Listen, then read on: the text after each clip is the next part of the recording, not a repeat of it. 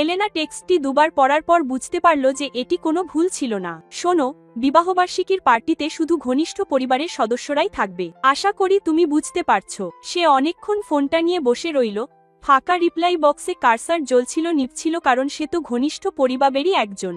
সে ছিল মেয়ে, বোন, যে কিনা কেউ বলার আগেই খাবার টেবিল সাজিয়ে রাখত, যে মনে রাখত কোন চাচার পাশে কোন কাজিন বসতে পারবে না, যে উৎসবের রাতের প্রতিটি নীরবতা নিজের কথায় ভরিয়ে দিত, যাতে অন্য কাউকে তা করতে না হয়। কিন্তু গত 6 বছরের কোনো এক সময় সে অপ্রয়োজনীয় হয়ে পড়েছিল। এটা হঠাৎ করে ঘটেনি।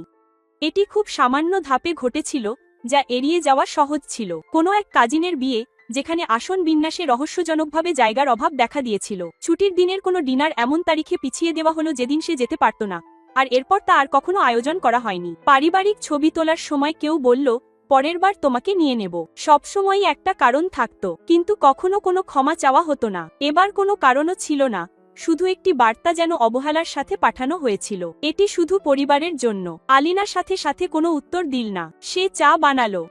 সে জানালার পাশে বসে রাস্তায় সন্ধ্যা নেমে আসতে দেখল এবং নিজেকে একটি প্রশ্ন করল, যেটি সে বহু বছর ধরে এড়িয়ে আসছিল। আমি যদি তাদের কাছে অপরিহার্য না হই, তবে আমি আসলে নিজের জন্য কি চাই? তার কাছে এখনো কোনো উত্তর ছিল না, তবে সে জানত উত্তরটা খুঁজতে কোথায় শুরু করতে হবে। পার্টির 1 সপ্তাহ আগে, নিজের পক্ষ ব্যাখ্যা করে বা নিজের অবস্থান জাহির করে কোনো উত্তর না লিখে, এলেনা সমুদ্র উপকূলে একাকী ভ্রমণের বুকিং করল। পালানোর জন্য নয়, কাউকে শাস্তি দেওয়ার জন্য নয়, বরং সে নিজেকে জানতে চাইল যখন কেউ তার উপযোগিতা আশা করে না। প্রথম কয়েকটা দিন অদ্ভুত লেগেছিল। সে একা খাবার খেতে অভ্যস্ত ছিল না, ফোনে হাত না দিয়ে বা অন্যের অনুমোদনের জন্য মুহূর্তটাকে বর্ণনা না করে। সকালে সে সমুদ্র তীরে হাঁটত, বিকেলে ছোট ক্যাফেতে বসে কাজ করত, আর সন্ধ্যায় নিজেকে কারো জন্য কোনো ভান না করে কেবল নিজের মতো থাকতে দিত। চতুর্থ রাতে, পাশের টেবিলে বসা এক নারী তার সাথে কথা শুরু করলেন। সহজ, ধীরস্থির, ঠিক যেমনটা ভ্রমণকারীরা করে যখন তারা জানে যে তাদের আর দেখা হবে না। কথার এক পর্যায়ে তিনি এলেনাকে জিজ্ঞেস করলেন, তোমার পরিবার কেমন? এলেনা সবসময় দেওয়া সেই উত্তরটি দেওয়ার জন্য মুখ খুলল। উষ্ণ, সুসংহত, দূরত্ব সত্ত্বেও ঘনিষ্ঠ। কিন্তু কথাগুলো আর বের হলো না, বরং সে নিজেকে এমন কিছু বলতে দেখল যা সত্যের আরও কাছাকাছি। সত্যি বলতে, আমার মনে হয় আমি এমন এক পরিবারের কথা বলে আসছি যা আমার বর্তমানে নেই, বরং কেবল আমার স্মৃতিতেই টিকে আছে। এটা নাটকীয় কিছু ছিল না, এমনকি এটা দুঃখজনকও ছিল না। এটা কেবলই সঠিক ছিল। আর একবার যখন সে কথাটা উচ্চস্বরে বলল, সে তা আর ভুলতে পারছিল না। বাড়িতে অ্যানিভার্সারি পার্টি তাকে ছাড়াই এগিয়ে চলল, কিন্তু অনুপস্থিতি বুঝিয়ে দেয় যে উপস্থিতি এতদিন চুপচাপ কি ধরে রেখেছিল। পার্টির জন্য তার মায়ের যে স্লাইড শোটি প্রয়োজন ছিল, তাতে কয়েক বছরের ছবিই ছিল না, যেগুলো কেবল এলেনার কাছেই ছিল, কারণ বাকিরা যখন পোজ দিত, সে তখন ছবি তুলত। বসার তালিকা, যা সাধারণত এলেনার দক্ষতায় 2 ঝগড়াটে খালা বা ফুফুর মধ্যে মিটমাট হয়ে যেত, তা প্রথম ঘণ্টাতেই উত্তেজনায় রূপ নিল। ছোটখাটো মানবিক বিষয়, বড় কোনো বিপর্যয় নয়, কেবল অদৃশ্য শ্রমের দৃশ্যমান মূল্য, যা চলে না যাওয়া পর্যন্ত কেউ খেয়াল করেনি।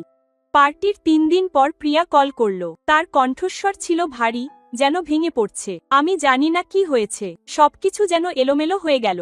মা বিরক্ত, খালা রিমা আমাদের সাথে কথা বলছেন না, আর আমি শুধু। সে জোরে শ্বাস নিতে গিয়ে থেমে গেল। এসব ঠিক করতে আমার তোমার সাহায্য দরকার। তুমি কি দয়া করে সবার সাথে কথা বলবে? তুমি এসব ব্যাপারে দক্ষ।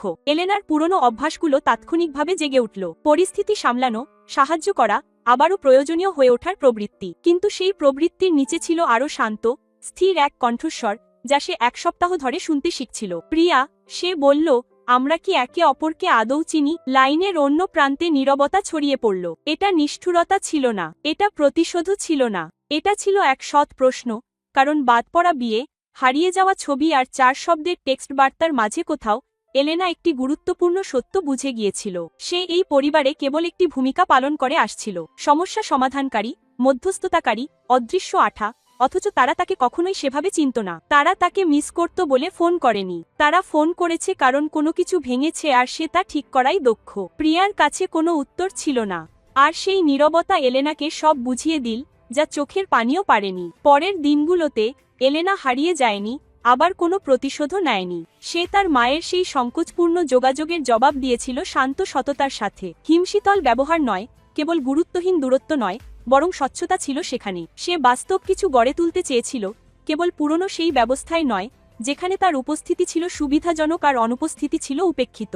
ধীরে ধীরে সতর্কভাবে পরিস্থিতির পরিবর্তন হতে লাগল। প্রিয়া অনুমান করার পরিবর্তে প্রশ্ন করতে শিখল। তার মা কেবল কাজ বুঝিয়ে দেওয়ার জন্য নয়, কথা বলার জন্য ফোন করতে শুরু করলেন। এটি রূপকথার মতো কোনো সমাধান ছিল না, এটি ছিল আরও মূল্যবান কিছু, এমন এক সম্পর্কের সূচনা যেখানে মানুষ অভ্যাস বা সুবিধার বশবর্তী না হয়ে একে অপরকে জানার চেষ্টা করে। কারণ মাঝে মাঝে সবচেয়ে শক্তিশালী কাজ হল মুখোমুখি সংঘাত এড়িয়ে যাওয়া।